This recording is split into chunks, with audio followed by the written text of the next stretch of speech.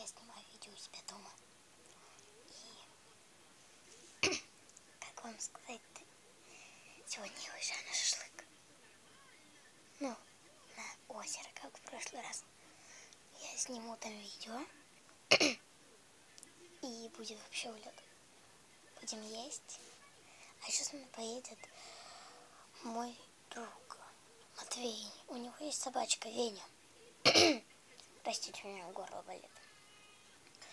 А с Матвеем поедет Саша Трулис и Катя.